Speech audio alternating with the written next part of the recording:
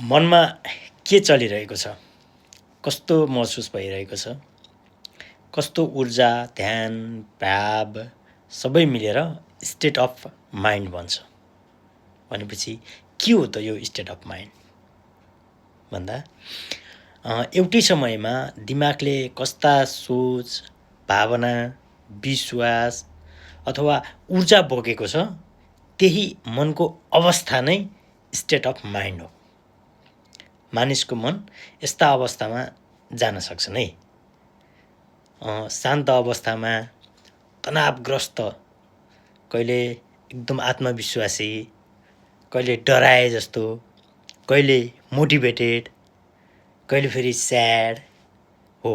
यी अवस्थाहरू भनेका चाहिँ स्टेट अफ माइन्डका अवस्थाहरू हुन्। अब स्टेट अफ माइन्ड हुन चाहिँ किन आवश्यक छ त? किन महत्त्वपूर्ण छ कुनै पनि अवस्थामा पुग्न भन्दाखेरि?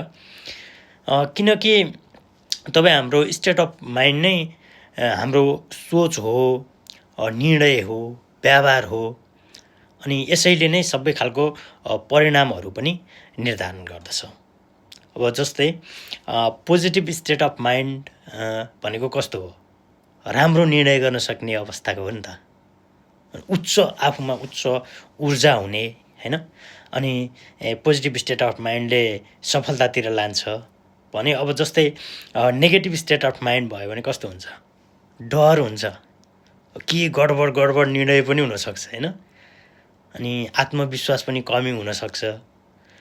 त्यही भएर अब यो स्टेट अफ माइन्डमा चाहिँ अब कसरी बन्छ त स्टेट अफ माइन्ड भन्दा हाम्रो वर्तमानमा अवस्थामा चलिरहेको सोचले अनि हाम्रो इमोसन्सले पनि